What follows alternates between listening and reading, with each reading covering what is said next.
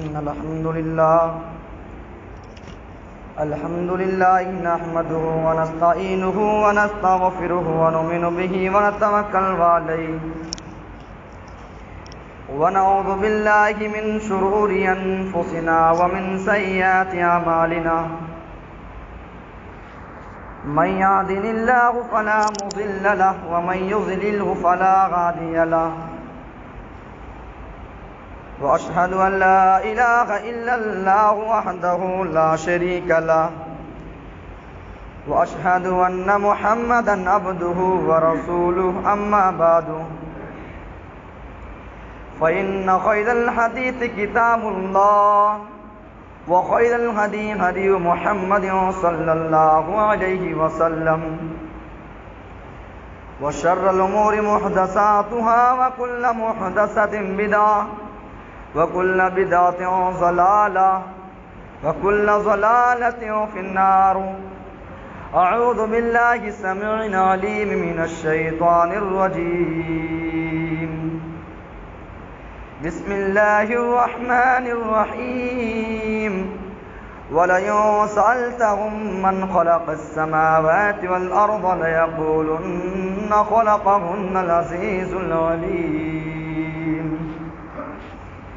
وقال تعالى في كلام آخر وإن يمسسك الله بضر فلا كاشف له إلا هو وإن يمسسك بخير فهو على كل شيء قدير.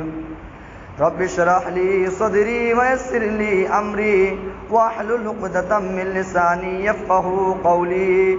رب زدنی علما اللہم رب زدنی علما. محترم سامعین کرام، بزرگان دین، نوجوانان اسلام اور میری آواز کو سننے والی اسلامی خواتین،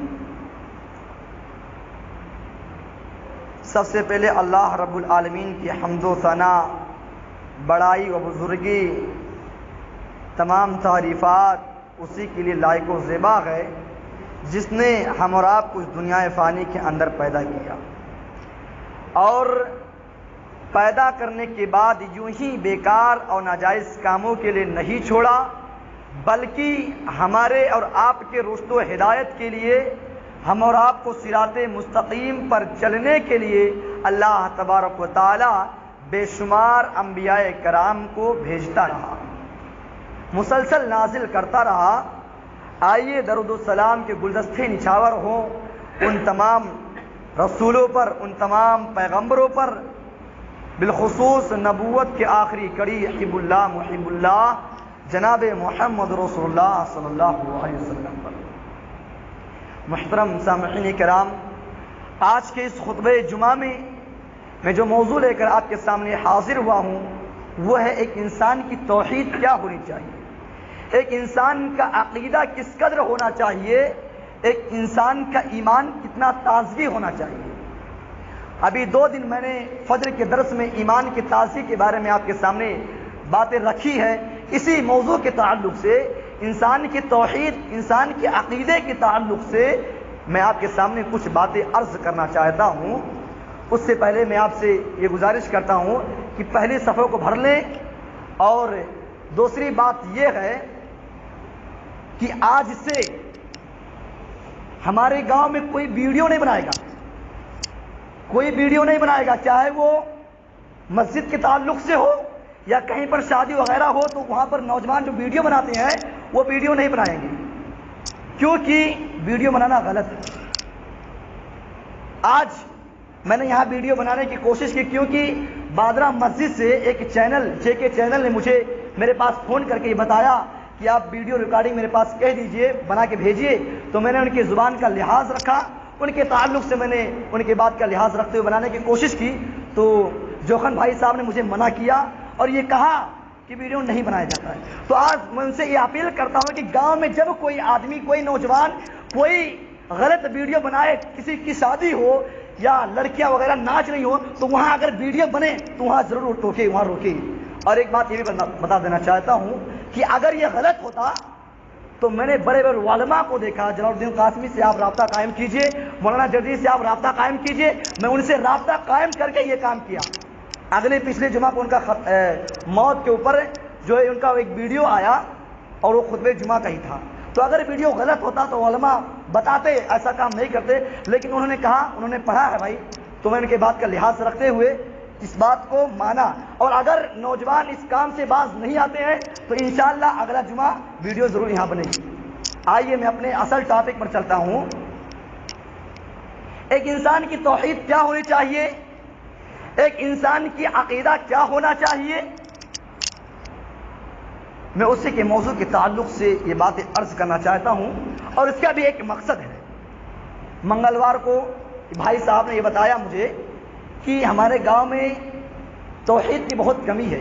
کسی صاحب کا بچہ چارپائی سے گر گیا تو وہ دوا لینے کے بجائے بابا کے پاس گئے تھے، تو انہوں نے مجھے بتایا کہ آپ توحید کے اوپر بولیے، ورنہ میں تو موت کے اوپر بولنا چاہتا تھا، کیونکہ اس لاک ڈاؤن میں کتنے بڑے بڑے علماء گزر چکے ہیں، تو میں یہ آپ کو نصیحت دینا چاہتا تھا کہ آپ نیک عمل کیجیے، صالح عمل کیجیے، کیونکہ کسی کو اس دنیا کے اندر رہنا نہیں ہے۔ لیکن بھائی صاحب نے کہا کہ آپ توحید کے اوپر بولیے، توحید عقیدہ کے بولیے، کیونکہ انسان کا توحید بہت ہی کمزور ہوتا جا رہا ہے۔ خاص کر کے ہمارے گاؤں کے تعلق سے انہوں نے بتایا کہ کچھ ایسے لوگ ہیں جن کا عقیدہ بہت خراب ہو چکا ہے، ان کا بچہ چارپائی سے گر گیا تو وہ بابا کے پاس گئے تھے، اور بابا صاحب نے یہ بتایا کہ آپ کے بچے کو جو ہے شیطان نے چارپائی سے گرا دیا ہے۔ تو میں انہی کے تعلق سے آپ کے سامنے یہ باتیں عرض کرنا چاہتا ہوں۔ توحید کے معنی کیا ہوتے ہیں؟ سب سے پہلے آپ اس کے معنی کو جانیں کہ توحید ہے کیا چیز۔ توحید لغت میں وحد الشے سے مشتق ہے، جس کے معنی کسی چیز کو ایک ماننا۔ توحید لغت میں وحد الشے سے مشتق ہے، جس کا ماننا کسی ایک چیز کو، صرف اسی چیز کو ایک ماننا، اس کو توحید کہتے ہیں۔ اور شریعت میں عبادت و بندگی کے ذریعے اللہ رب العالمین کو ایک ماننا، اس کو توحید کہتے ہیں۔ آئیے توحید کی ایک مثال آپ کے سامنے رکھتا ہوں۔ اللہ کے نبی جناب محمد رسول اللہ صلی اللہ علیہ وسلم کے پاس ایک صحابی آئے اور اللہ کے نبی سے کہنے لگے، اے میرے حبیب، میرا گھر بہت دور ہے، میرا مقام یہاں سے بہت دور ہے، میرا منزل جو ہے یہاں سے بہت دور ہے، اور راستے میں جو ہے جنگل پڑ رہا ہے، اے اللہ کے نبی، اور مجھے اپنے گھر سورج ڈھلنے سے پہلے، سورج ڈوبنے سے پہلے گھر پہنچنا ضروری ہے، لازم ہے۔ اے اللہ کے نبی، مجھے آپ کا لیکچر آدھا گھنٹہ نہیں سننا ہے، آپ مجھے 1 گھنٹہ کی نصیحت مت کیجیے، مجھے ایسا بتائیے کہ توحید 2 لفظوں میں بتائیے کہ توحید کیا چیز ہے۔ اے اللہ کے نبی، مجھے 2 لفظوں میں بتائیے کہ توحید کیا ہے۔ اللہ کے نبی فرماتے ہیں،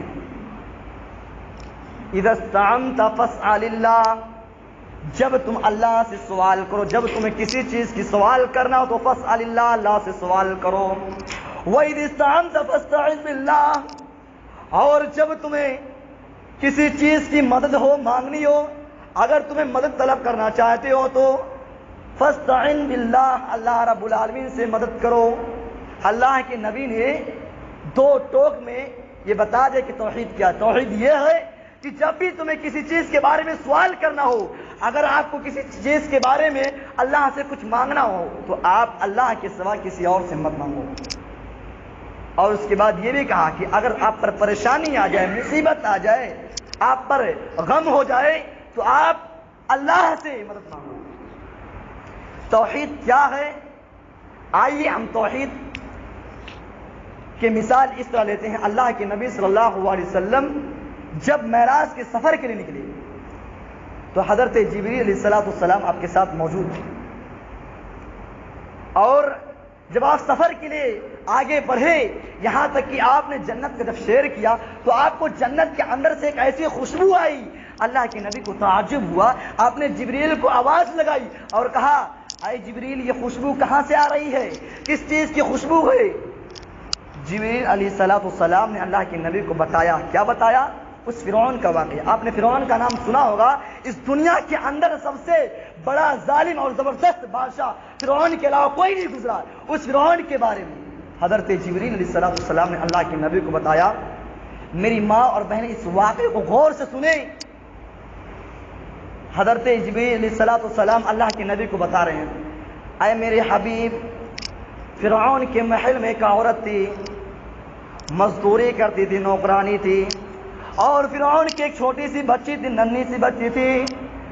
فرعون کے محل میں کے نوکرانی تھی، مزدوری کر رہی تھی، روپیہ پیسہ کما کر اپنے بچوں کو کھلا پلا رہی تھی.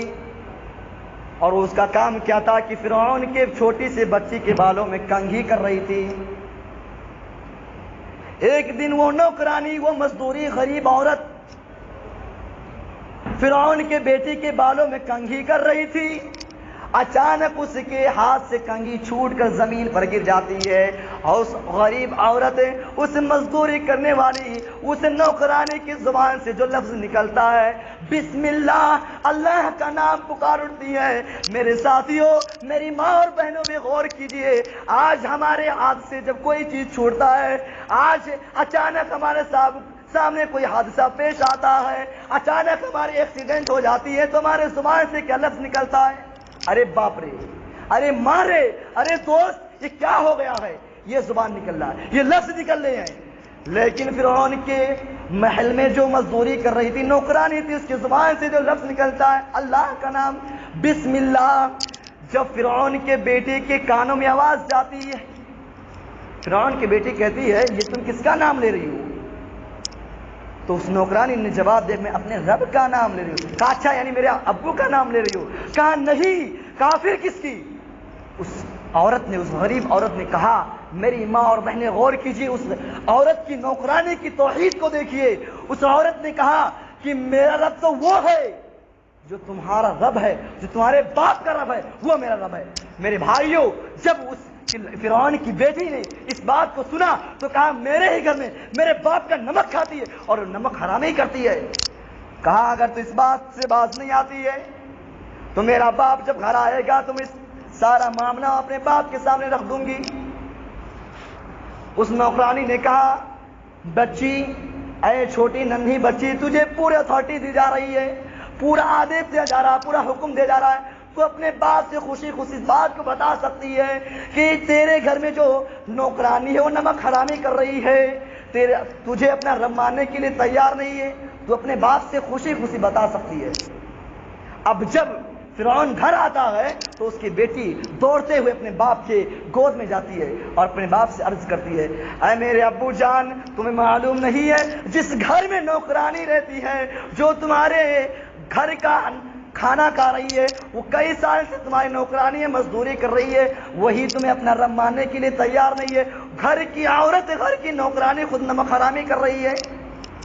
کہا کیا بات ہے؟ کہا وہ تمہیں اپنا رب ماننے سے انکار کر رہی ہے. آج ایسے ایسے معاملہ پیش آیا ہے، جب اس کے ہاتھ سے بالوں میں جو میرے بالوں میں کنگھی کر رہی تھی، کنگھی ہاتھ سے چھوٹ کر گر جاتی ہے، اس کے زبان پر بسم اللہ، اللہ کا نام آ جاتا ہے. میں نے جب سوال کیا تم نے ایسے سے بتا دیا. فرعون اس عورت کے پاس جاتا ہے، کہا اے غریب عورت، تجھے معلوم نہیں کہ تو میرے گھر میں کئی سال سے مزدوری کر رہی ہے، اور اگر میں تجھے نکال دوں، نکالنے کے ساتھ ساتھ جانتی ہے کہ میں کتنا سخت بادشاہ ہوں، تجھے جو ہے سزائے موت دے سکتا ہوں. جو تیرے بچے چھوٹے چھوٹے ہیں ان کو آگ میں جلا کر راکھ کر دوں گا. عورت کہتی کوئی بات نہیں ہے، آپ جلا سکتے ہیں. فرعون نے اپنے چمچوں کو بلایا اور بڑے کڑھائی میں تیل کو ابالا، جو ہے تیل کو، اس کڑھائی کو گرم کیا، تیل کو ابالا، اور ابالنے کے بعد اس عورت سے کہا، اے عورت اب بھی وقت ہے، ورنہ تیرے ایک ایک بچے کو اسی کڑھائی میں ڈال دیا جائے گا تیرے آنکھوں کے سامنے. میری ماں اور بہنوں، ذرا غور کیجیے، اس دنیا کے اندر ایک ماں کو سب سے بڑی دولت اس کی اولاد ہوتی ہے، اس کا بیٹا ہوتا ہے. اس عورت سے پوچھئے، اس عورت نے ایک بچہ نہیں بلکہ چار اس کے بچے تھے. فرعون نے اسے کہ ایک بچے کو، بڑے والے بچے کو اس کے ماں کے سامنے اس کڑھائی میں ڈالنے کا حکم دے دیا. اس کے چمچے نے، فرعون کے چمچوں نے اس کے بچے کو کڑھائی میں ڈال دیا. ماں اپنی آنکھوں سے دیکھ رہی ہے میرا بچہ جل رہا ہے. اس کے بعد ایک بچہ جل کر ختم ہو جاتا ہے. فرعون نے کہا ابھی وقت ہے ورنہ دوسرے کی باری آ جائے گی. کہا مجھے منظور ہے. توحید دیکھیں اس عورت کی، توحید ایسا ہونا چاہیے. اس کے بعد فرعون نے اپنے چمچوں کو کہا کہ اس کے دوسرے بچے کو ڈال دو. اسی طرح اس نے دوسرے بچوں کو اپنے آنکھوں سے دیکھنا گوارا کر لی. پھر فرعون نے اس کے تیسرے بچوں کو اس کڑھائی میں ڈالنے کا حکم دے دیا. پھر میرے بھائیوں آگے کا معاملہ آپ غور کیجئے, میرے ماں اس واقعے پر غور کیجئے. ان کی توحید کیا تھی؟ اس عورت کی غریب تھی, نوکرانی تھی, مزدوری کر رہی تھی, لیکن توحید کو دیکھیے. اب باری کس کی آئی؟ جو چھاتی لگا کر بچہ دودھ پی رہا تھا, ماں کے چھاتی لگا کر, ماں کے پستان کو اپنے ہونٹ سے لگا کر دودھ پی رہا تھا. فرعون ظالم نے اپنے چمچوں کو کہا, اے میرے چمچوں, اس عورت کے پستان سے جو بچہ دودھ پی رہا ہے اس کو چھین لو اور اس کے آنکھوں کے سامنے اس کڑھائی میں اس کو پھینک دو. میری ماں, اور غور کیجیے, ایک ماں کو اس کے سامنے اس کے بچوں کو جلایا جا رہا ہے, اس کے دل پر کیا گزری ہوگی. آج ایک ماں کے سامنے اس کے بیٹے کو تھوڑی سی خروچ آ جاتی ہے تو اس کو تکلیف ہوتا ہے, پریشانی ہوتی ہے, غم کرتی ہے. باپ معلوم ہے باپ سخت دل کے ہوتے ہیں. اگر ایک بچہ گھر سے نکل جائے تو ماں اس بیٹے کے لیے ماں کے دل میں محبت ہوتی ہے. ہاں یہ بات سچ ہے کہ باپ کے دل سے اس کی محبت ختم ہو جاتی ہے, لیکن ماں کے دل سے اس کی محبت نہیں ختم ہوتی ہے. میری مائیں, میرے بھائیوں, ذرا غور کیجیے, اس عورت کی توحید دیکھیے. جب فرعون کے چمچوں نے اس کے بچے کو اس کے پستان سے چھیننے کے بعد اس کڑھائی کے قریب پہنچتے ہیں, ماں رونے لگتی ہے, چیخنے لگتی ہے. فرعون کو معلوم ہو گیا, فرعون کو شک ہو گیا کہ اب ہو سکتا ہے یہ عورت کمزور ہو جائے گی, اسلام کو چھوڑ دے گی, مجھے اپنا رب مان لے گی. عورت نے سوچا میں نے 3 بچوں کو قربانی دے دی, کیوں میں اپنے چھوٹے ننھے اور دودھ پیتے ہوئے بچے پر ظلم کروں, کیوں نہ اسے اپنا رب مان لوں. دل میں یہ وسوسے آ رہے تھے, لیکن اللہ نے اس کی توحید کو بچا لی, کیونکہ اس نے ایک بچے نہیں 3 بچوں کو گنوایا تھا. اللہ رب العالمین نے اس دودھ پیتے بچے کی زبان میں طاقت دے دی. بچہ, اس گود کا بچہ بول پڑا, اے میری ماں, تو سچ پہ ہے, تو توحید پر ہے, تیرا عقیدہ سچ ہے. اگر یہ مجھے آگ میں ڈال رہے ہیں کوئی بات نہیں, تو بھی کود جا اس میں. میرے بھائیوں, میری ماں اور بہنوں, اس کے بعد جو واقعہ پیش آیا, اس عورت نے اپنے چھوٹے سے بچے کو گود میں لیتی ہے اور اس کے بعد اس سے کڑھائی میں چھلانگ لگا کر کود جاتی ہے. اس سے بڑی توحید کیا ہو سکتی ہے. حضرت جبریل علیہ السلام نے اللہ کے نبی سے کہا, اے میرے حبیب, اے میرے آقا, یہ اس عورت کے بچے اور اس عورت کا جلنا, یہ اس جنت کی خوشبو نظر آ رہی ہے, جنت سے خوشبو آ رہی ہے. میرے بھائیوں, ذرا غور کیجیے, یہ توحید کی اہمیت ہے. لیکن آج ہماری حالات کیا ہے؟ آج ہم توحید میں کمزور ہوتے جا رہے ہیں. آج ہمارا عقیدہ کہاں ہے؟ آج ہم باباؤں پر اپنا عقیدہ جما بیٹھے ہیں. آج ہمارا عقیدہ اس قدر ڈوب چکا ہے کہ بچہ چارپائی سے گر جائے تو ہم اس کو بابا کے پاس لے جاتے ہیں. میرے بھائیوں, ذرا غور کیجئے, اسلام جہاں سے پھیلا, اسلام جہاں سے نکلا, وہ ہے عرب, مکہ اور مدینہ. اسلام کا خروج کہاں ہوا؟ اسلام کا خروج مدینہ سے ہوا, مکہ سے ہوا. لیکن آپ سے میں یہ سوال کرنا چاہتا ہوں, ان قبر پجاریوں سے میں یہ سوال کرنا چاہتا ہوں, اسلام کا خروج جہاں سے ہوا, آپ بتائیے کہ وہاں پر کوئی ایک مزار ہے؟ مجھے اس بات کی دلیل دیجئے. آپ جنت البقیع کے اندر چلے جائیے, حاجیوں سے پوچھئے, وہاں 10,000 صحابی مدفون ہیں. جنت البقیع کے اندر 10,000 صحابی دفن کیے گئے ہیں. لیکن میں سوال کرنا چاہتا ہوں ان حاجیوں سے, وہ سچ بتائیں کہ مجھے امید ہے کہ وہ جب گئے ہوں گے تو کیا انہوں نے ایک آدمی ان قبر پر دعا مانگتے ہوئے یا ان سے کچھ مانگتے ہوئے نظر آیا, یا 10,000 صحابی میں سے کسی ایک صحابی کی قبر پکی بنائی گئی ہے؟ مجھے اس بات کی دلیل دیجیے. اگر نہیں ہے تو صرف ہندوستان کے اندر یہ کیوں ہو رہا ہے؟ اسلام جہاں سے خروج ہوا وہاں کا یہ حال نہیں ہے, لیکن آج ہندوستان کے اندر جو ترقی حاصل ہو رہی ہے وہ بصورت حال ہم خود اپنے آنکھوں سے دیکھ رہے ہیں. آئیے, عقیدہ, انسان کا عقیدہ کیا ہونا چاہیے؟ عقیدہ کسے کہتے ہیں؟ توحید کسے کہتے ہیں؟ عقیدہ ہر دین کے امور و معاملات جو انسان کے دل میں جا کر گرہ لگا لے, جم جائے, ٹکٹکی استقامت اختیار کر لے, اس کو کیا کہتے ہیں؟ عقیدہ. اللہ نے قرآن کے اندر فرمایا, ان الذين قالوا ربنا الله ثم استقاموا تتنزل عليهم الملائكة ولا تخافوا ولا تحزنوا. اللہ فرماتا, ان الذين قالوا, جن لوگوں نے ایمان لایا, جن لوگوں نے ایمان لایا, ان الذين قالوا, جن لوگوں نے یہ کہا, ایمان لایا پھر یہ کہا قالوا ربنا اللہ، ہمارا رب اللہ ہے، ہمارا پروردگار صرف اللہ ہے. تتنزل علیہم الملائکۃ، جن لوگوں نے ایمان لایا ثم استقاموا، پھر استقامت اختیار کرتے رہے، یعنی ایمان لانے کے بعد ان کے اوپر جتنے بھی تکالیف آئے، مصیبت آئے، جتنی بھی پریشانی آئے، ان پریشانیوں کو سہتے رہے. کسی مزار پر نہیں گئے، کسی قبر پر نہیں گئے، کسی بابا کے پاس اپنے مشکل کشا کو لے کر نہیں گئے. کیا کیے؟ ان الذین قالوا ربنا اللہ ثم استقاموا، ایمان لانے کے بعد جن لوگوں نے یہ کہا ہمارا رب صرف اللہ ہے، اور پھر ثم استقاموا، اسی پر ڈٹے رہے، عقیدہ اختیار کرتے رہے، استقامت اختیار کرتے رہے. اللہ فرماتا ہے تتنزل، اترتے ہیں، نازل ہوتے ہیں، علیہم الملائکہ، ان پر، علیہم ان پر، الملائکۃ فرشتے. کیوں نازل ہوتے ہیں؟ وجہ کیا ہے؟ اللہ اس کا بھی جواب دے رہا ہے. اللہ تخافوا ولا تحزنوا، تاکہ وہ لوگ غم نہ کریں، مصیبت میں نہ پڑے، پریشانی میں نہ ڈوبے، ڈپریشن کا حال نہ استعمال کریں. اللہ فرماتا اللہ تخافوا ولا تحزنوا، تمہیں غم کرنے کی ضرورت نہیں ہے. وابشروا بالجنۃ التي كنتم توعدون، فرشتے جنت کی خوشخبری لے کر تمہارے پاس نازل ہوتے ہیں، اترتے ہیں. کنتم توعدون، جس کا تم وعدہ کیے ہوئے ہو. اتنی بڑی فضیلت ہے عقیدے کی. میرے بھائیوں، میں آپ سے یہ پوچھنا چاہتا ہوں، اللہ کے نبی صلی اللہ علیہ وسلم مکہ کے اندر کتنا سال تبلیغ کیے؟ ہے کوئی اس میں بتانے والا؟ نہیں. اللہ کے نبی مکہ میں 13 سال تبلیغ کیے. اب یہ سوال ہوتا ہے کہ اللہ کے نبی 13 سال کس چیز کی دعوت دی؟ اب بتائیے، اللہ کے نبی مکہ میں 13 سال رہے، لیکن رہنے کا مطلب کیا ہے؟ کس چیز کی دعوت دی؟ بتائیے. وہ ہے توحید. 13 سال تک توحید کی دعوت دی، کسی اور کی دعوت نہیں دی، صرف توحید کی دعوت دی. اور اس کے بدلے میں کیا ملا؟ 13 سال تک توحید کی دعوت دینے کے بعد بصورت ہم حال کیا دیکھتے ہیں؟ اللہ کے نبی کتنی محنت و مشقت اٹھانے کے بعد اللہ کے نبی صلی اللہ علیہ وسلم نے ہم تک توحید کو پہنچانے تک کتنے مارے کھائی، کتنے پریشانیاں اٹھائی، پتھروں کی بارش ہوئی ان پر. طائف کے منظر کو آپ اٹھا کے دیکھیے، اس تفاصل میں گھسنا نہیں چاہتا. میرے بھائیوں، مسئلہ یہ ہے کہ اللہ کے نبی نے مکہ کے اندر 13 سال تک دعوت دی، تو توحید کی دعوت دی، لیکن نتیجہ کیا ہوا؟ ان نبی کے اس محنت و مشقت پر ہم نے پانی پھیر دیا ہے.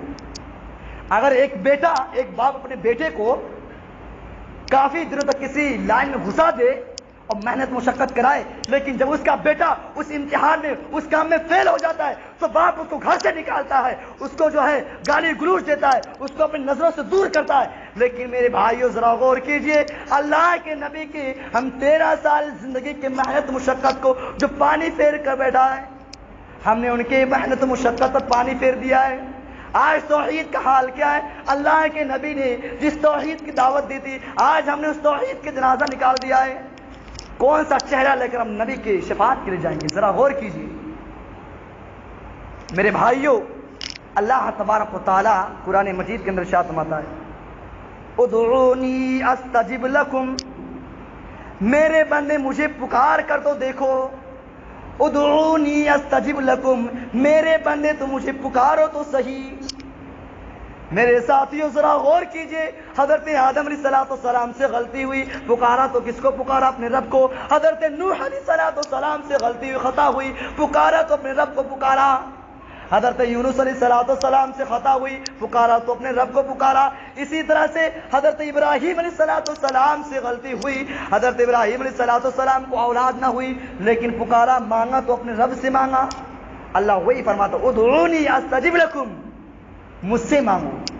پھر دوسرے آیت کے اندر فرماتا وَإِذَا سَأَلَكَ عِبَادِي عَنِّي فَإِنِّي قَرِيبٌ أُجِيبُ دَعْوَةَ الدَّاعِ. اے نبی، میرے مسلمان بندوں سے کہہ دیجئے کہ مجھ سے سوال کر تو دیکھیں میں اس سے کتنا قریب ہوں.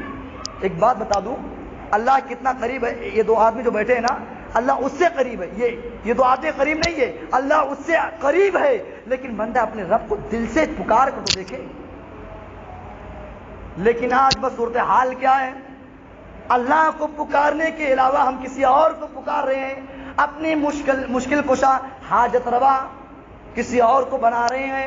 جس کو بنا رہے ہیں اس کے بارے میں اللہ قرآن کے اندر کہتا ہے ان الذین تدعون من دون اللہ لن یخلقوا ذبابا ولو اجتمعوا له. اللہ کو چھوڑ کر جس کی بھی حاجت روا مشکل کشا سمجھا جائے, اللہ کو چھوڑ کر جس سے بھی سوال کیا جائے, اللہ کو چھوڑ کر جس سے بھی مدد مانگی جائے, لن یخلقوا ذبابا, وہ ایک مکھی بھی پیدا کرنے کی طاقت نہیں رکھتے ہیں. آپ اللہ کو چھوڑ کے کہیں بھی چلے جائیے, چاہے وہ دنیا کے اندر جو دعا اور تعویذ بناتے ہیں ان کے پاس چلے جائیے, یا قبر کے اندر جو بڑے بڑے اولیاء گزرے ہیں, عبد القادر جیلانی, معین الدین چشتی, اسی طرح سے جتنے بھی بڑے بڑے اولیاء گزرے ہیں ان کے پاس آپ چلے جائیے, وہ ایک مکھی بھی پیدا کرنے کی طاقت نہیں رکھتے ہیں. میں یہ نہیں کہہ رہا, اللہ قرآن کے اندر کہہ رہا ذبابا ولو اجتمعوا له, یہ سارے کے سارے جمع ہو جائیں, جو مر چکے ہیں جو زندہ ہیں سارے لوگ جمع ہو جائیں, لیکن میں ایک مکھی کو پیدا کرنے کی طاقت نہیں رکھتے ہیں. پھر اللہ تعالیٰ فرماتا ہے سورہ فاطر کے اندر والذین تدعون من دونہ ما یملکون من قطمیر, اللہ کو چھوڑ کر جس سے بھی پکارا جا رہا ہے, اللہ کو چھوڑ کر جس سے بھی حاجت روا مشکل کشا سمجھا جا رہا ہے, ما یملکون من قطمیر, وہ کھجور کے گٹھلی کے بھی مالک نہیں ہے. میرے بھائیوں ذرا غور کیجئے, جو آدمی کھجور کے گٹھلی کے مالک نہیں ہے, آج ہم اسے اپنا حاجت روا مشکل کو ساتھ سمجھ بیٹھے ہیں. اللہ فرماتا ہے وَإِن تَدْعُوهُمْ لَا يَسْمَعُوا دُعَاءَهُمْ, اور جو تم جس کو پکار رہے ہو, جس قبر والے کو پکار رہے ہو, جس مزار والے کو پکار رہے ہو, وہ تمہاری آواز کو سننے کی طاقت نہیں رکھتا ہے. وَإِن تَدْعُوهُمْ لَا يَسْمَعُوا دُعَاءَهُمْ, وہ تمہارے پکار کو, تمہارے سوال کو نہیں سنتا ہے. فَاسْتَجَابَ لَكُمْ, اگر سن بھی لے تو تمہارے سوال کا جواب نہیں دے سکتا ہے. آج حالت کیا ہے, مسلمانوں کی حالات اس قدر بڑھ گئی ہے کہ تھوڑی سی پریشانی آ جاتی ہے, تھوڑی سی مشکل آ جاتی ہے, فوراً اللہ کو چھوڑ کے دوسرے کی در پر چلے جاتے ہیں. اور اس معاملہ میں عورتیں سب سے زیادہ نظر آ رہی ہیں. میری ماں اور بہنیں ذرا غور سے سنیے, اس معاملے میں مردوں سے زیادہ عورتیں نظر آ رہی ہیں. میں اپنے آنکھوں سے دیکھا ہوں, میں جب ڈمریا گنج پڑھ رہا تھا, ابھی تو لاک ڈاؤن اسکول بند ہے, میں وہاں جب پڑھنے جاتا تھا تو راستے میں ایک بدلیہ چوراہا ہے, وہاں میں جمعرات کو وہاں سے جب لوٹتا تھا تو اپنے آنکھوں سے جو ہے ٹیمپو سے جب آتا تھا تو میری نظر اس چوراہے پر پڑتی تھی.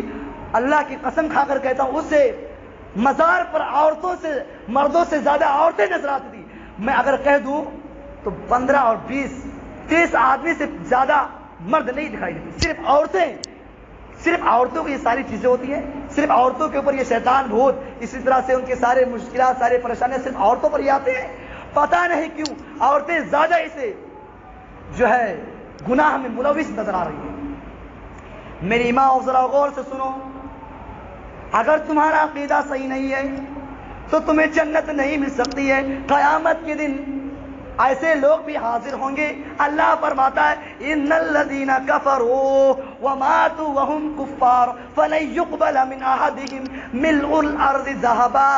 قیامت کے دن اللہ کے بارگاہ میں ایسے لوگ بھی حاضر ہوں گے جو کفر کے حالت میں مرے ہوں گے.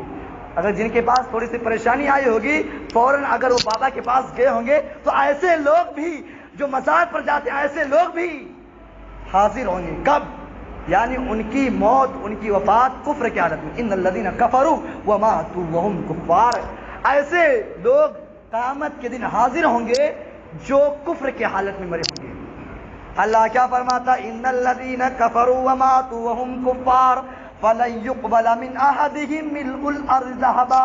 قیامت کے دن اللہ کے بارگاہ میں ایسے لوگ بھی حاضر ہوں گے جو کفر کی حالت میں مرے ہوں گے, اور اللہ رب العالمین کے سامنے جب پہنچیں گے تو اللہ سے کہیں گے اے میرے رب, میں آج زمین بھر کے سونا کو تجھے دینے کے لیے تیار ہوں. اللہ سے کیا کہیں گے؟ اللہ کو لالچ دیں گے, حرص دیں گے کہ اللہ آج میں زمین بھر کے سونا کو تجھے دینے کے لیے تیار ہوں. اللہ اسے قبول کر لے. اللہ فرماتا ہے فَلَن يُقْبَلَ مِنْ أَحَدِهِمْ مِلْءُ الْأَرْضِ ذَهَبًا. اس دن اللہ تبارک و تعالی ان کے زمین بھر کے سونا کو جمع کر کے اللہ کی بارگاہ میں حاضر کریں گے. اللہ سے جو یہ لالچ دیں گے کہ اللہ اس کو قبول کر لے, فَلَن يُقْبَلَ مِنْ أَحَدِهِمْ مِلْءُ الْأَرْضِ ذَهَبًا, اللہ اس زمین بھر کے سونا کو قبول کر لے.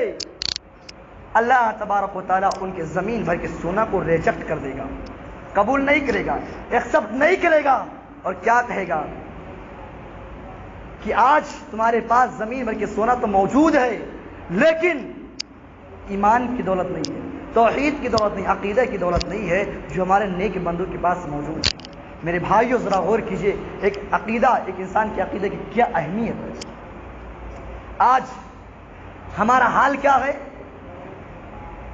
ہر مسلمان کو دیکھا جا رہا، نوجوانوں کو اکثر، عورتوں کو اکثر، ان کے ہاتھ میں لال پیلے کالے دھاگے نظر آ رہے ہیں، کمر میں تعویذ بندھی ہوئی ہے، گلے میں تعویذ لٹکی ہوئی ہے، اور پھر ان کا وشواس کیا ہے کہ جب تک کہ دھاگا ہمارے ہاتھ میں بندھا ہے، جب تک کہ تعویذ ہمارے کمر میں بندھی ہوئی ہے، جب تک کہ تعویذ ہمارے گلے میں لٹکی ہے، وہ اس بات پر کانفیڈنس رکھتے ہوئے ان کا عقیدہ ہے کہ جب تک یہ دھاگا، یہ تعویذ ہمارے جسم پر ہے، جب تک ہم پر کوئی بھی پریشانی نہیں آ سکتی ہے، کوئی مصیبت نہیں آ سکتی ہے۔ آپ نے قرآن کی اس آیت کو بھول گیا؟ اللہ تبارک و تعالیٰ فرماتا ہے وَإِن يَمْسَسْكَ اللَّهُ بِضُرٍّ فَلَا كَاشِفَ لَهُ إِلَّا هُوَ وَإِن يَمْسَسْكَ بِخَيْرٍ فَهُوَ عَلَى كُلِّ شَيْءٍ قَدِيرٌ۔ اگر اللہ تبارک و تعالیٰ تمہیں ذلیل کرنا چاہے، اگر اللہ تبارک و تعالیٰ وَإِن يَمْسَسْكَ اللَّهُ بِضُرٍّ فَلَا كَاشِفَ لَهُ، اگر اللہ تمہیں بیماری دینا چاہے، اگر تم پر مصیبت لانا چاہے، اگر تمہیں مشکلات میں پھنسانا چاہے، اگر تمہیں غریب بنانا چاہے، تو دنیا کی کوئی طاقت اسے روک نہیں سکتی ہے۔ پھر اللہ اسی آیت کے اندر فرماتا ہے وَإِن يَمْسَسْكَ بِخَيْرٍ فَهُوَ عَلَى كُلِّ شَيْءٍ قَدِيرٌ، اور اگر اللہ تمہیں بیماری سے نجات دینا چاہے، بیماری سے شفا دینا چاہے، امیر سے غریب سے امیر بنانا چاہے، اور تمہیں ذلیل ہونے سے بچانا چاہے، تو دنیا کی کوئی طاقت اسے روک نہیں سکتی ہے۔ یہ اللہ تبارک و تعالیٰ ہمیں قرآن سے تنبیہ کر رہا ہے، بتلا رہا ہے، لیکن ہمارا حال کیا ہے کہ ہم اللہ کی اس بات پر، اس آیت پر بھروسہ نہیں کرتے۔ ہم جب قرآن کی تلاوت کرتے ہیں، قرآن کی آیتوں پر ہمارا بھروسہ نہیں ہے۔ سچ کہوں میرے بھائیوں، آج صرف مسلمان زبان سے اللہ کو مان رہا ہے، اللہ کی قسم کھا کر کہتا ہوں، صرف اور صرف زبان سے کھا کر اللہ کو مان رہا ہے۔ کیوں؟ کیونکہ اس بات کی دلیل ہے، مشرکین مکہ بھی اللہ کو مانتے تھے، مشرکین مکہ بھی زبان سے اقرار کرتے تھے کہ زمین کو پیدا کرنے والا اللہ ہے، آسمان کو پیدا کرنے والا اللہ رب العالمین ہے۔ اس بات کی دلیل آپ خود فرماتا ہے وَلَئِن سَأَلْتَهُم مَّنْ خَلَقَ السَّمَاوَاتِ وَالْأَرْضَ لَيَقُولُنَّ خَلَقَهُنَّ الْعَزِيزُ الْعَلِيمُ۔ اے نبی، آپ اگر ان مشرکین مکہ سے پوچھئے، ان کافروں سے پوچھئے کہ آسمان کو کس نے پیدا کیا ہے، زمین کو کس نے پیدا کیا ہے، تو یہ ضرور کہیں گے کہ اللہ پیدا کیا ہے۔ آج ہم بھی اسی بات کا اقرار کرتے ہیں، پوچھا جا رہا ہے کہ زمین کو کس نے پیدا کیا، بات وہی آ رہی ہے کہ اللہ پیدا کیا، آسمان کو کس نے پیدا کیا، اللہ پیدا کیا۔ لیکن آج ہمیں جو عقیدہ ہونا چاہیے وہ عقیدہ نہیں ہے۔ میرے بھائیوں، ایک مثال دے دوں، مثال تو بڑی کڑوی ہے لیکن شاید آپ کو ذہن میں بیٹھ جائے۔ آج جس طرح ہم اپنے رب کو اللہ صرف زبان سے اللہ مانتے ہیں، لیکن اس کے بتائے ہوئے طریقے پر نہیں چلتے ہیں۔ اگر تمہاری بیوی تمہیں اپنے شوہر مان لے، مثال بڑی کڑوی ہے لیکن میرے بھائیوں یہ سمجھنے کا مقام ہے، اگر تمہاری بیوی تمہیں اپنے شوہر مان لے اور تمہارے سامنے کسی دوسرے سے اپنے جسم کا سودا کرے، اپنے جسم کا تعلق اس آدمی سے پورا کرے، اپنے جسم کی خواہشات تمہاری بیوی تمہارے سامنے پوری کرے، تو آپ کیا کہیں گے؟ میں تمہارا شوہر ہوں، تو کیا کہیں گے؟ میں تو اپنے شوہر ماننے کے لیے تیار ہوں نا۔ تو اسی طرح ابھی تم اللہ کو اللہ مانتے ہو، لیکن اپنے رب کو رب ماننے کے بعد اس کے تقاضوں پر عمل نہیں کرتے ہو۔ اسی طرح میرے بھائیوں، ہمیں عقیدہ اپنا عقیدہ درست کرنا ہوگا۔ اگر عقیدہ ایک انسان کا عقیدہ نہیں ہے، تو اگر عقیدہ نہیں ہے تو وہ کیا کرے گا؟ شرک کرے گا، اور شرک کرنے والا کیا ہوتا ہے؟ اللہ فرماتا ہے ان اللہ لا یغفر ان یشرک بہ ما دون ذلک لمن یشاء، کہ اللہ تعالیٰ ہر گناہ کو معاف کر سکتا ہے۔ ہم نے ایک قرآن کی آیت کیا ان اللہ غفور رحیم، اللہ رحم کرنے والا غفور ہے، مہربان ہے، اس آیت پر ہم دلیل بنا کر بیٹھے ہیں، لیکن اس آیت پر کیوں نہیں غور کیا جاتا ہے؟ ان اللہ لا یغفر ان یشرک بہ ما دون ذلک لمن یشاء، اللہ شرک کو نہیں معاف کرے گا، ہر گناہ معاف کر دے گا لیکن شرک کو معاف نہیں کرے گا۔ آئیے آج ہم عبداللہ ابن مسعود کا ایک واقعہ آپ کے سامنے بیان کرتے ہیں، آج یہ ہوتا ہے کہ جب ایک آدمی کسی کے پاس دعا کرانے کے لیے جاتا ہے، کسی بابا کے پاس، تو جاتے ہی بابا صاحب اس آدمی کے بولنے سے پہلے سارے معاملہ کو درج کرتے بتا دیتے ہیں. اب اس کا عقیدہ بھی ہو جاتا ہے کہ ارے یار میں نے اپنے زبان سے کچھ بولا ہی نہیں. بابا صاحب اتنے ٹیلنٹ ہیں، اتنے بدھمان، اتنے جانکار ہیں کہ بولنے سے پہلے پوری بات اگل دی. ان کے اوپر ضرور یہ بہت پہنچے ہوئے ہیں. ہمارا عقیدہ مضبوط ہوگا. اور جب معاشرے میں آئیں گے، سماج میں آئیں گے، کسی آدمی کا طبیعت ہے، ارے دوا نہ لیجیے، ایک بابا ہے بہت جانکار ہے، وہاں پر میں لے چلتا ہوں، آپ کا جو ہے سارا معاملہ صحیح ہو جائے گا، بہت جانکار ہے، جاتے ہی سارا معاملہ آپ کو بتا دیں گے. یا عورتیں زیادہ کہتی ہیں اس معاملے میں. اب کیا ہوا، اس کو بھی لے کے جائیں گے، اس کا بھی عقیدہ اسی پہ جم جائے گا. اسی طرح سے پورا گاؤں خراب ہوتے چلا جائے گا. آج میں ان باباؤں کی پول کو کھول دینا چاہتا ہوں، ان کی حقیقت کیا ہے آپ کے سامنے رکھنا چاہتا ہوں. جب ہم ایک بابا کے پاس اپنی دعا کے لیے جاتے ہیں تو کیا ہوتا ہے، اس کے پاس جاتے ہیں، اس سے پہلے میں آپ کے پاس ایک مثال دے دوں. اللہ تعالیٰ نے ایک انسان کے اوپر کتنے فرشتے مقرر کیے ہیں؟ 2 فرشتے. ابھی آپ نے صرف یہ سنا کہ 2 فرشتے، لیکن آج ایک فتویٰ یہ بھی نوٹ کر لو، اللہ تبارک و تعالیٰ ہر انسان کے اوپر ایک جنات بھی مقرر کیا ہے. آپ کسی بھی بڑے علماء سے رابطہ قائم کیجئے اور بتائیے، پوچھئے کہ میں نے ایسے خطبہ میں سنا ہے کہ 2 فرشتوں کے ساتھ ساتھ اللہ تعالیٰ ہر انسان کے اوپر ایک جنات بھی مقرر کیا ہے. اگر آپ ان سے پوچھیں تو انشاءاللہ وہ بتائیں گے. اب جب ایک آدمی اس سے بابا کے پاس جاتا ہے تو کیا ہوتا ہے، اس کے پاس جاتے ہی جب یہ جائے گا تو اس کے ساتھ 2 فرشتے بھی جائیں گے، اس کے اوپر جو جنات وہ بھی جائے گا. جب دروازے سے پہنچنے سے پہلے وہ بابا جو ہوتے ہیں ان کا جنات اور تمہارا جنات آپس میں ملاقات کر لیتے ہیں، بحث و مباحثہ ہو جاتا ہے. آپ کا نام کیا، آپ کہاں سے آئے، کس پریشانی میں آئے ہیں. آپ کا جنات جو آپ کے اوپر ہے، کیونکہ جناتوں کے پاس بھی علم نہیں ہے، علم غیب نہیں ہے، اللہ کے علاوہ کسی کے پاس علم غیب نہیں ہے. آج یہ بھی سننے میں آتا ہے کہ فلاں بابا کے پاس 4 جنات ہیں. میرے بھائیوں بتائیے، جناتوں کے پاس بھی علم غیب نہیں ہے، اللہ کے علاوہ کسی کو علم غیب نہیں ہے، لیکن آج ہمارا عقیدہ کیا ہے، ان کے پاس بھی علم غیب ہے. اب جب ان کے پاس یہ جاتے ہیں تو کیا ہوتا ہے، یہ سارا معاملہ تمہارا جو پہلے تمہارے اوپر جو رہتا سارا معاملہ اس کے جنات کو بتا دیتا ہے. اب جب اس کے سامنے آپ بیٹھتے ہیں، پول کھول کے رکھ دیتا ہے، آپ اس لیے آئے ہیں، کہاں سے آئے ہیں، کس کام کے لیے آئے ہیں. معاملہ وہیں پر رفع دفع ہو گیا اور آپ نے یہ سمجھا کہ فلاں بابا بہت پہنچیلے ہیں، اور آپ کا عقیدہ اتنا مضبوط ہے کہ سب کچھ جو دیا فلاں بابا صاحب نے دیا. یہ آج ہمارے عقیدہ کا حال ہے. میرے بھائیوں آئیے میں عقیدے کے تعلق سے عبداللہ ابن مسعود کی بیوی کا حال سناتا ہوں. یہ بہت مشہور صحابی ہیں. عبداللہ ابن مسعود کی بیوی کا نام زینب تھا.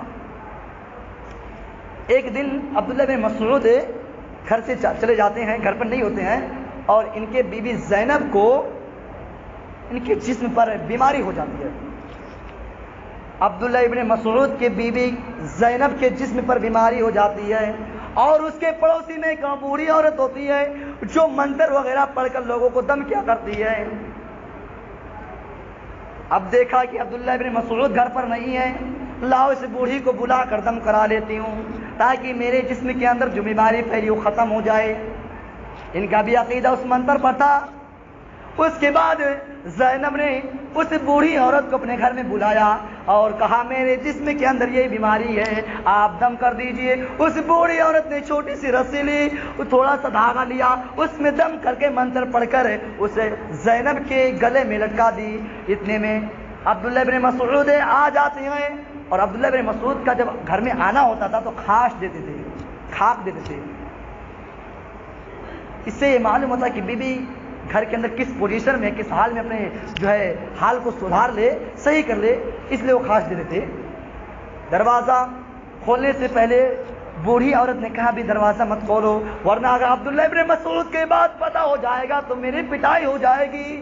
اب اس بوڑھی عورت نے 4 پائے کے اندر گھس گئی. اس کے بعد کہا دروازہ کھول دو. دروازہ کھولا گیا. عبداللہ ابن مسعود جیسے ہی اپنے بیوی سے ہم کلام ہوتے ہیں، دعا سلام ہوتا ہے، نگاہ ان کے گلے میں پڑ جاتی ہے. کیا دیکھتے ہیں کہ ایک تعویذ لٹکا، ایک دھاگا لٹکا ہوا ہے. میری مائیں غور کیجئے، آج تمہارے ہی جسم پر سب سے زیادہ تعویذ ملتے ہیں، آج تمہارے ہی گلے میں تعویذ سب سے زیادہ لٹک رہے ہیں. آپ غور کیجئے، عبداللہ ابن مسعود جیسے ہی اپنے بیوی سے ہم کلام ہوتے ہیں، اپنی بیوی سے ملتے ہیں، کیا دیکھتے ہیں تعویذ لٹکا ہوا ہے. کہا یہ کیا ہے؟ کہا یہ تعویذ ہے، تمہیں معلوم ہے کہ میرے جسم پر جو ہے بیماری پھیل جاتی ہے، میں اس کو تعویذ بنا لیتی ہوں، ایک بوڑھی عورت سے منتر پڑھا کر جو پہن دیتی ہوں تو میری ختم ہو جاتی ہے۔ کہا ہے میری بیوی، حدیث کے الفاظ ہیں میرے بھائیوں، بخاری شریف کے حدیث کے الفاظ ہیں کہ عبداللہ ابن مسعود نے اپنے بیوی کی اس رسی کو، گلے کی رسی کو زور سے پکڑ کر کھینچ کر باہر پھینکا اور کہا میری بیوی تجھے معلوم نہیں، تو نے اللہ کے نبی کے اس حدیث کو نہیں سنی ہے کہ اللہ کے نبی نے فرمایا جو انسان دھاگے کو مشکل کشا سمجھ کر، تعویذ کو پریشانی کی صفا سمجھ کر لٹکا لے، پہن لے، وہ شرک کر رہا ہے۔ اب یہاں دیکھیے بیوی نے جو کہا اے میرے شوہر میں آپ کی باتوں کو ماننے کے لیے تیار ہوں، صحیح ہے، اللہ کے نبی کی حدیث صحیح ہے، مانتی ہوں۔ آج کے دور میں جو مسلمان جو لوگ یہ کام کرتے ہیں وہ بھی یہی جواب دیتے ہیں جو عبداللہ بن مسعود کی عورت نے دی تھی۔ کیا کہا عبداللہ بن مسعود کی بیوی نے؟ کہا ہے میرے شوہر اگر آپ کہتے کہ یہ غلط ہے، اگر یہ شرک ہے، تو ایک مرتبہ میں نے ایک بوڑھی عورت، میرے جسم پر لال لال دانے نکل گئے تھے اور میں نے اس بوڑھی عورت سے منتر پڑھا کر، دعا کرا کر تعویذ پہن لی تھی اور یہ منتر ٹھیک ہو گئے تھے۔ میرے بہنوں پیارا سا سوال ہے، کتنے اچھی سوال کر رہی ہیں زینب اپنے شوہر سے، عبداللہ بن مسعود سے۔ آج کے اس دور میں بھی یہی سوال کیا جا رہا ہے، اگر بابا صاحب صحیح نہ ہوتے، ان کے پاس 4 جنات نہ ہوتے تو یہ ہمارا معاملہ کیسے ٹھیک ہو جاتا، ہمیں بچے کیسے مل جاتے؟ ابھی 4 سال سے 7 سال سے 10 سال سے بچے نہیں ہو رہے تھے، لیکن میں نے فلاں پیر صاحب کے پاس گیا، فلاں مجاور کے پاس گیا، فلاں بابا کے پاس گیا، اس نے دعا کر دیا اور ہمارے پاس اولاد ہو گئے۔ میرے بھائیوں عبداللہ بن مسعود نے جو اپنی بیوی سے کہا اے میری پیاری بیوی، اے میری خاتون، اے میری بیوی تجھے معلوم نہیں، یہ تو بہت آسان سا سوال ہے۔ کہا وہ کیسے؟ کہا یہ ہے کہ شیطان انسان کے عقیدے میں بگاڑ لانا چاہتا ہے، اس کے ایمان کو کمزور کرنا چاہتا ہے، شیطان شرک کرانا چاہتا ہے۔ جب تمہارے پاس مصیبت آتی تو شیطان لے کے جاتا مصیبت اور تم سے یہ کہتا ہے کہ یہ مصیبت ہے، آپ یہ کام کر لیجیے، آپ فلاں کے پاس چلے جائیے، یہ ٹھیک ہو جائے گا۔ آپ شیطان کے بہکاوے میں آ کر آپ نے وہ کام کیا، جیسے ہی آپ نے شرک کے اندر مبتلا ہوئے شیطان آپ کا پیچھا چھوڑ دیا۔ جب شیطان پیچھا چھوڑ دیا تو بیماری بھی ختم ہو گئی۔ اصل بیماری کیا تھی؟ شیطان کی بیماری تھی، وہ شیطان ہی تمہارے اوپر حاوی تھا۔ اب شیطان پیچھا چھوڑا، بیماری بھی ختم۔ عبداللہ بن مسعود کی بیوی کے ذہن میں یہ بات سمجھ میں آ گئی، فوراً اللہ سے توبہ کی۔ میرے بھائیوں یہ ہے صحابیوں کا مقام و مرتبہ کہ سمجھانے کے بعد فوراً اس پر عمل کر لیتے تھے۔ لیکن آج علماء کتنے بھی چیخ چیخ کر بتائے اور پکار کر بتائے کہ تعویذ پہننا غلط ہے، شرک ہے، عقیدے کے اندر مضبوطی لائیے، اللہ کے علاوہ کسی اور کو مت پکائیے، لیکن کیا فائدہ ہے؟ چلانے سے کیا فائدہ ہے؟ لوگ وہی کام کریں گے۔ میرے بھائیوں اگر تمہارا عقیدہ کمزور ہے، تمہارا عقیدے کے اندر بگاڑ ہے تو سن لو، جنت کی تم خواہش مت رہو۔ میرے بھائیوں ایمان کے لیے ضروری ہے عقیدہ اور 6 چیزوں پر ایمان لانا، اللہ پر ایمان لانا، اس کے رسول پر ایمان لانا، اس کے فرشتوں پر ایمان لانا، اور اسی طرح سے اس کے کتاب پر ایمان لانا۔ اس کی کتاب کیا ہے؟ قرآن ہے۔ اب ہم قرآن پر ایمان لائے ہیں، قرآن کی آیتیں بتائی جا رہی ہے کہ اللہ فرماتا ہے ان الذین تدعون من دون اللہ لن یخلقوا ذبابا ولو اجتمعوا له، کہ جس کو تم پکارتے ہو ایک مکھی بھی پیدا کرنے کی طاقت نہیں رکھتی ہے۔ یہ آیت سننے کے باوجود اب یہاں سے جائیں گے تھوڑی سی پریشانی آ جائے گی، پھر اب اسی ہاتھ اور گوڑ سے اسی جو ہے گاڑی سے فلاں بابا کے پاس چلے جائیں گے، تو کیا فائدہ ہوا؟ ایسی نصیحت سے، ایسے خطبہ اور جمعہ سے تمہیں کیا فائدہ ہوتا ہے؟ ایسے جمعہ کے لیے سنت ادا کرنے آتے ہو، بڑے بڑے سنت تو ادا نہیں کر پاتے، جمعہ کو سنت مت ادا کیجیے میرے بھائیوں اگر عمل نہ کرنا ہو۔ اور آئیے میں آخر میں ایک بات یہ بھی بتا دوں کہ مومن کی سب سے بڑی صفت کیا ہے؟ اللہ پر بھروسہ کرنا۔ آج میں کہہ دوں کہ اللہ پر بھروسہ لوگ نہیں کر رہے ہیں۔ اللہ فرماتا انما المؤمنون الذين اذا ذكر الله وجلت قلوبهم واذا تليت عليهم آياته زادتهم ایمانا وعلى ربهم يتوکلون۔ اللہ فرماتا مومن تو وہ ہیں، انما المؤمنون الذين اذا ذكر الله، جب ان کے سامنے اللہ کا ذکر کیا جاتا ہے تو ان کے دل لرز اٹھے، کانپ اٹھے۔ آج رات پر جلسے ہو رہے ہیں، پروگرام ہو رہے ہیں، ایک ایک گھنٹے خطبہ ہو رہے ہیں اور اس خطبے میں اللہ کا نام کئی مرتبہ لیا جا رہا ہے، لیکن کسی ایک مومن کا دل رستا نہیں ہے۔ اللہ کیا فرماتا، مومن تو وہ ہے جو جن کے سامنے اللہ کا ذکر کیا جائے ان کے دل لرز اٹھے، لیکن مومن کا دل کیسے لرز اٹھے؟ آج مسلمانوں کا دل تو پتھر ہو چکا ہے، پتھر موم نہیں ہو سکتا میرے بھائیو، پتھر پگھلتا بھی نہیں ہے۔ آج اس مسلمان کا یہ دل پتھر ہو چکا ہے۔ اللہ کیا فرماتا ہے، انما المؤمنون الذین اذا ذکر اللہ وجلت قلوبهم واذا تليت عليهم آیاتہ زادتهم ایمانا وعلی ربهم یتوکلون۔ مومن تو وہ ہیں جو اللہ کے ذکر کرنے کو سننے کے بعد وہ فوراً ان کے دل لرز اٹھے، وَإِذَا تُلِيَتْ عَلَيْهِمْ زَادَتْهُمْ ایمانا۔ اور دوسری صفت جو اللہ بتاتا ہے وہ ہے کہ جب ان کے سامنے قرآن کی آیتوں کو بیان کیا جائے، قرآن کی آیتوں کو پڑھا جائے تو ان کے ایمان میں تازگی ہو جائے، ان کے ایمان بڑھ جائے۔ لیکن آج قرآن کی آیتوں کو سننے کے بعد ایمان نہیں بڑھتے بلکہ ایمان گھٹتے ہیں۔ آج قرآن کی آیتوں کو سننے کے بعد، سنانے کے بعد ایمان گھٹتا ہے، بڑھتا نہیں ہے۔ اور تیسرا جو صفت بتایا وہ وعلی ربہم یتوکلون کا لفظ استعمال کیا کہ مومن تو وہ ہیں جو اپنے رب پر بھروسہ کرتے ہیں۔ لیکن آج میں یہ کہوں میرے بھائیوں، آج اللہ کو چھوڑ کر دوسرے کے دروں پر جایا جا رہا ہے۔ آج اپنی مشکل کشا، اپنا حاجت روا دوسروں کو بنایا جا رہا ہے۔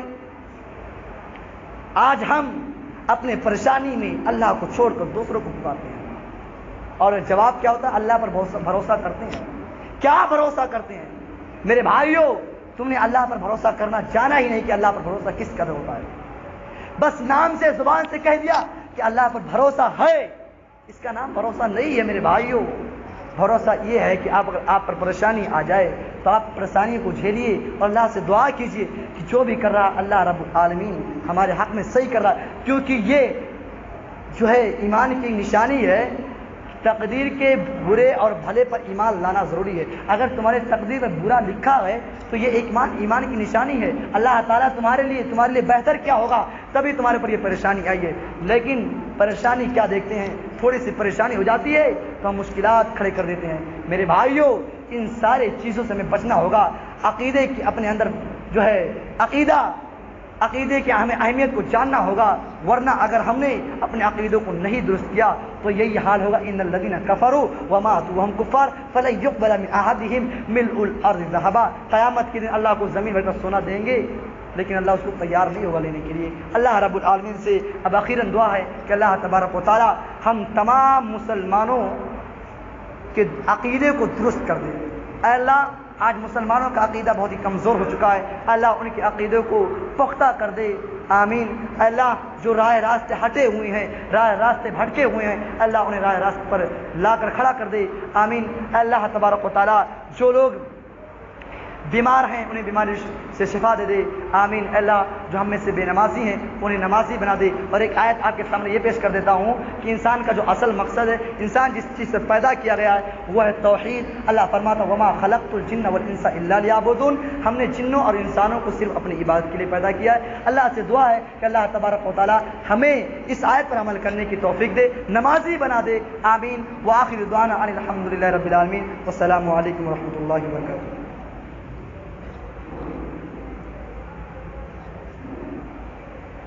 ان الحمد للہ نحمده ونستعینه ونستغفره ونؤمن به ونتوکل علیہ ونعوذ باللہ من شرور انفسنا ومن سیئات اعمالنا من يهده الله فلا مضل له ومن يضلل فلا هادي له واشهد ان لا اله الا الله وحده لا شريك له واشهد ان محمدا عبده ورسوله اما بعد فإن خير الحديث كتاب الله وخير الهدي هدي محمد صلى الله عليه وسلم وشر الأمور محدثاتها وكل محدثة بدعة وكل بدعة ضلالة وكل ضلالة في النار۔